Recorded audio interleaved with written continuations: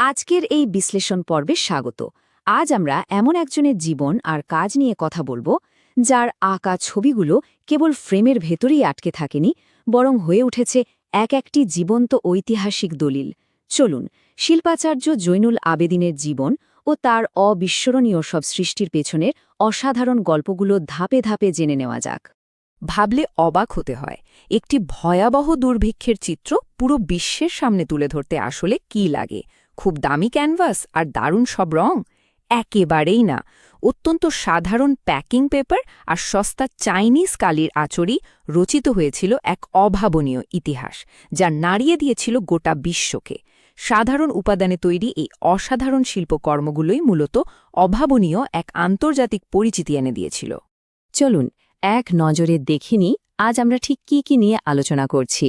প্রথমেই থাকছে শিল্পাচার্য উপাধি, এরপর শিকড় ও প্রাতিষ্ঠানিক শিক্ষা, ১৯৪৩-এ সেই বিখ্যাত দুর্ভিক্ষের চিত্রমালা, নিজস্ব বেঙ্গলি স্টাইল তৈরি, দুঃখ কষ্টের বিশাল স্ক্রোল পেইন্টিং এবং শেষে আধুনিক বাংলাদেশি শিল্পের জনক হিসেবে তার অবদান।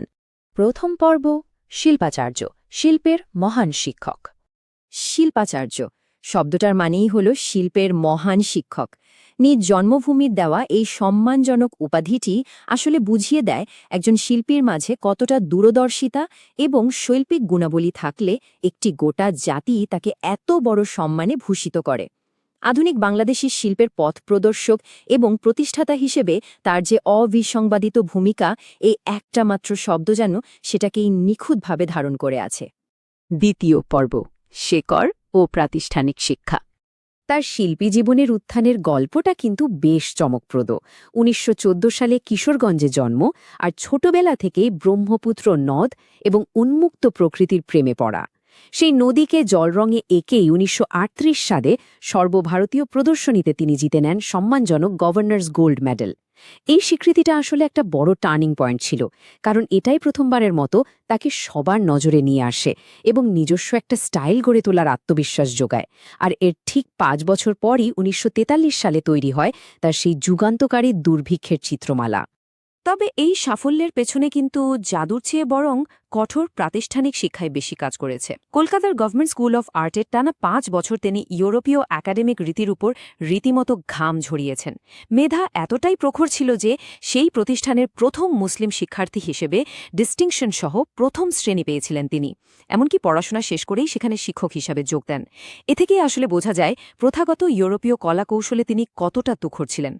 তৃতীয় পর্ব, ১৯৪৩ সালের দুর্ভিক্ষের চিত্রমালা। ১৯৪৩ সাল বাংলার ইতিহাসের এক চরম অন্ধকার সময়। ব্রিটিশ ঔপনিবেশিক শাসনামলের ঠিক এই বছরটিতেই পুরো বাংলায় এক প্রলয়ঙ্করী দুর্ভিক্ষ নেমে আসে। খাদ্যের অভাবে রাস্তায় রাস্তায় হাজারে হাজারে মানুষ মৃত্যুর কোলে ঢলে পড়েছিল। মানবসৃষ্ট এই ভয়ঙ্কর দুর্ভিক্ষ জৈনুল আবেদিনের হৃদয়কে গভীরভাবে নাড়া দেয়। চারপাশের এই অবর্ণনীয় হাহাকার আর রাস্তার ধারের অনাহারী মানুষের মৃত্যু দেখে তিনি আর প্রথাগত দামি ক্যানভাসের দিকে হাত বাড়াতে পারেননি।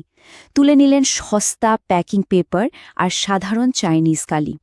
তুলির দ্রুত বলিষ্ঠ আঁচড়ে তিনি ফুটিয়ে তুললেন কঙ্কালসার মানুষদের তীব্র অসহায়ত্ব আর মৃত্যুর আর্তনাদ। অনাহারে ধুকে মরা মানুষদের এই দৃশ্যগুলোকে তিনি কেবল ক্যামেরার মতো বন্দী করেননি, অমানবিক এক বাস্তবতাকে গভীর মানবিক আবেগের সাথে মিশিয়ে তিনি যা তৈরি করলেন তা বিশ্বজুড়ে তাকে একজন মহান মানবতাবাদী শিল্পী হিসেবে স্বীকৃতি এনে দিল।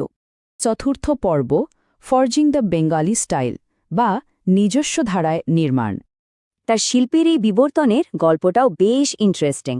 ১৯৫১ সালে তিনি ২ বছরের জন্য লন্ডনে স্লেট স্কুল অফ আর্টে পড়তে যান, কিন্তু সেখানে গিয়ে প্রাচ্য রীতি আর ইউরোপীয় একাডেমিক রীতির সীমাবদ্ধতা দেখে তিনি বেশ হতাশ হয়ে পড়েন। এই অসন্তুষ্টি থেকে দেশে ফিরে তিনি সম্পূর্ণ নতুন ও বাস্তবসম্মত এক ধারার সূচনা করেন, যাকে আমরা বেঙ্গলি স্টাইল বলি। মানে লন্ডনের অভিজ্ঞতা দিন শেষে তাকে নিজের শেকড় আর বাংলার খেটে খাওয়া মানুষের দৈনন্দিন সংগ্রামের কাছে ফিরিয়ে এনেছিল। এখানে একটা দারুণ বৈপরীত্য লক্ষ্য করা যায়। একদিকে সেই ইউরোপীয় একাডেমিক স্টাইল যা ভীষণ প্রথাগত, কঠোর আর স্থানীয় বাস্তবতা থেকে একেবারেই বিচ্ছিন্ন।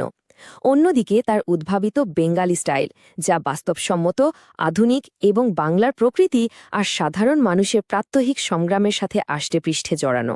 বিশ্বমানের প্রাতিষ্ঠানিক শিক্ষার সাথে দেশীয় এবং মানবিক অনুভূতির এমন মেলবন্ধন শিল্পের ইতিহাসে সত্যিই খুব বিরল। পঞ্চম পর্ব, মনুমেন্টাল স্ক্রলস অফ সাফারিং বা দুঃখকষ্টের বিশাল স্ক্রোল পেইন্টিং। পরবর্তী সময়ে তিনি এমন কিছু কাজ করেছেন যা রীতিমতো শ্বাসরুদ্ধকর, যেমন ১৯৬৯ সালের গণঅভ্যুত্থান নিয়ে আঁকা ৬৫ ফুট দীর্ঘ একটি স্ক্রল। ভাবা যায়, এটা ছিল সেই উত্তাল রাজনৈতিক আন্দোলনের এক জীবন্ত দলিল।